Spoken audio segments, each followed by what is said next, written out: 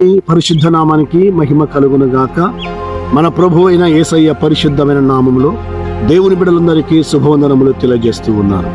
నా భారతదేశ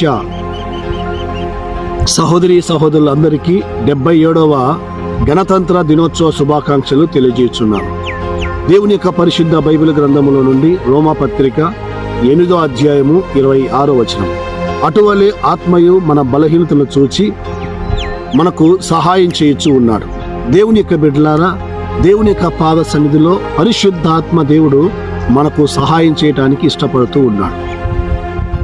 ఏ సహాయం చేయడానికి ఇష్టపడుతూ ఉన్నాడంటే, మనకు, మన కుటుంబాలకు, మన వ్యక్తిగత జీవితానికి, మన సంఘానికి, మన దేశానికి ఏమి సహాయం చేయొచ్చున్నాడంటే బైబిల్లో స్పష్టంగా రాయబడి ఉంది.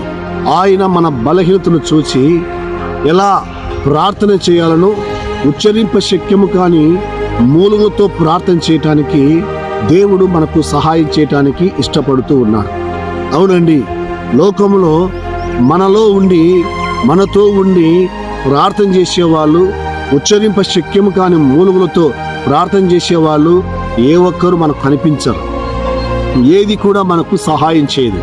అయితే పరిశుద్ధాత్మ దేవుడు, ఆత్మ అయినటువంటి గొప్ప దేవుడు, మనము మన కుటుంబం కోసం, మనము మన సంఘం కోసం, మనము మన దేశం కోసం, మనము మన గ్రామం కోసం, మన పట్టణం కోసము దేవుని యొక్క పాద సన్నిధిలో ఉచ్చరింప శక్యము కాని మూలములతో ప్రార్థన చేయటానికి పరిశుద్ధాత్మ దేవుడు మనకు సహాయం చేయటానికి ఇష్టపడుతూ ఉన్నాడు.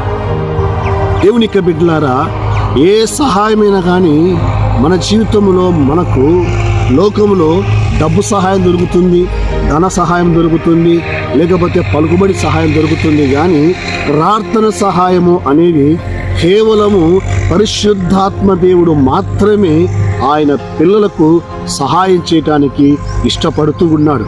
ఎందుకంటే ప్రార్థన ద్వారానే అసాధ్యమైన వాటిని సుసాధ్యముగా మార్చడానికి మన జీవితంలో మనకు ప్రార్థన సహాయం చేస్తుంది. ఎందుకంటే ఈనాడు ప్రార్థన చేయకుండా ఎంతోమంది భ్రష్టులైన వారు ఎంతోమంది ఉన్నారు. ప్రార్థన చేయకుండా పాపములో పడిపోయిన వారు ఎంతో మంది ఉన్నారు.